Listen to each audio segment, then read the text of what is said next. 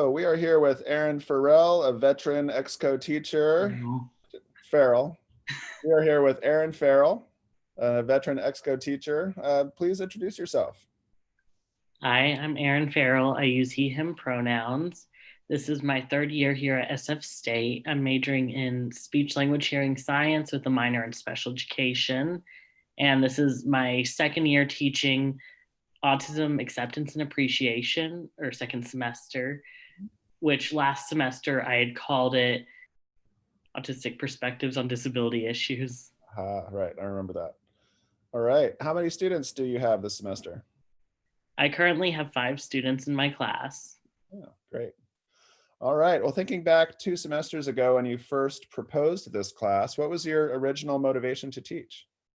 My original motivation was studying in the field of special education and speech language hearing science. As an autistic person who's engaged in the autistic community, I see a lot of the strong preferences that the autistic community has that aren't really discussed in the field of special education, or sometimes we're kind of taught a lot of the opposites, which is why I feel like it's important to share the autistic community's preferences and focus on things from a more neurodiversity standpoint, as opposed to looking at it from the medical model of autism as something to be fixed or as a problem or a deficit, but instead to look at it as a neurological difference and as something that each one of us is different. And Yeah, amazing.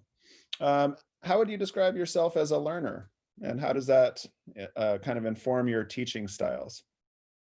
as a learner, I'm someone that I don't really do well with just sitting here and having information thrown at me. I prefer to be engaged and have discussions. That's where I really learn the most. Even readings, I can read the same article 10 times and I won't really get much from it until we start discussing what was read in the article.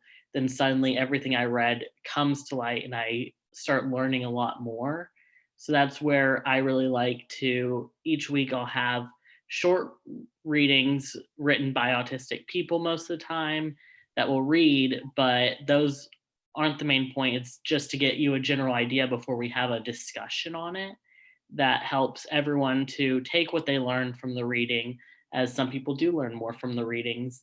They'll get to learn from that, and then I'll give a short presentation on what the topic is. Then we'll have throughout it a bunch of discussions on people's experiences related to the topic and their opinions. And I think that's where the real learning comes from. Great, amazing. People teaching each other through dialogue and discussion. What has been one of the most exciting things about teaching so far? And then what's maybe been surprising about your experience?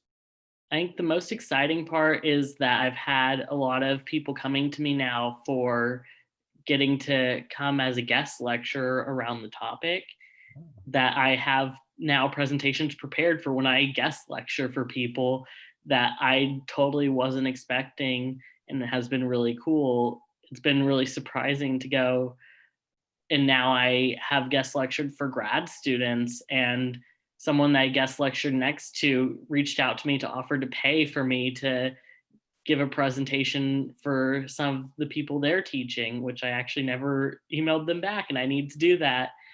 It's been a few months, but I think it's really exciting that I'm even getting those opportunities, even if some of them I'm not taking them up on the opportunities because I've been busy. I think it's such a great experience to get to add to my resume that I absolutely love. Yeah, and through teaching for ExCo, you've really got that visibility for yourself and created those new opportunities for yourself. Absolutely. Wow. What's been surprising about maybe your interactions with your students or anything like that? I think I've been surprised by, in a small class of 5 students, how much engagement there really is.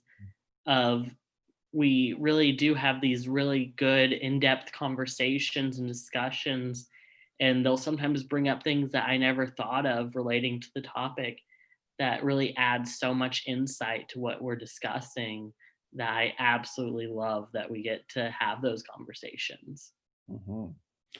What has been one of your greatest challenges as a teacher? I think even though I said that my class has a lot of engagement, I think for some of the students, the engagement is the biggest challenge of some people are there, it's their last semester, they're just wanting to get the grades and go. And I have to kind of balance that with people that are there because it's something they really enjoy and are engaged in. And even the ones that are there that it's their last semester, they have some connection to the topic. That's why they chose the class. They have an interest in the topic, and I'm having to figure out how to bring their interest into the class to get them more engaged. Mhm. And balancing all of that with remote learning and online Mhm. learning. Absolutely. What has that experience been like, just as a student and as a teacher, and maybe balancing the two?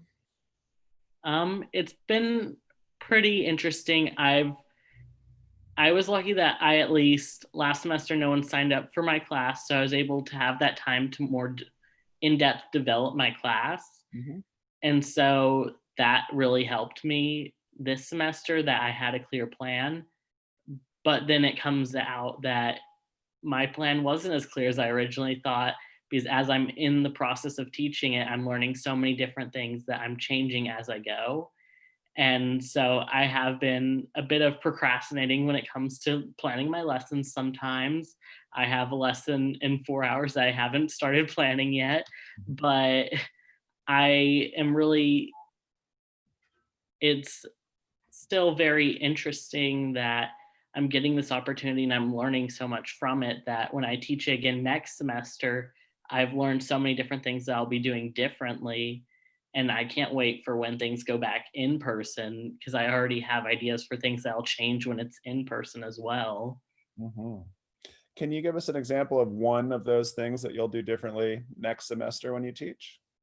I think a big one, I'm currently taking another class called Autism in the Contemporary World, which also focuses on things from a neurodiversity standpoint. And I've picked up some stuff from how my professor teaches it. The main thing of that the very first class, she talked about the language used that I think is what I should have started the year off on, talking about the preference of person first versus identity first language of is it person with autism or autistic person? Mm. And which one is more person first is more the medical model and the more what professionals insist, but the autistic community says identity first. Mhm. And so I think that would be an important discussion to have at the start of the year. I had planned it for more the middle of the semester that I'm after seeing that class, I realized that should have been the very first thing to do. That way it sets the stage for our discussions in the future Mm. of what language we use and being aware of our language choices.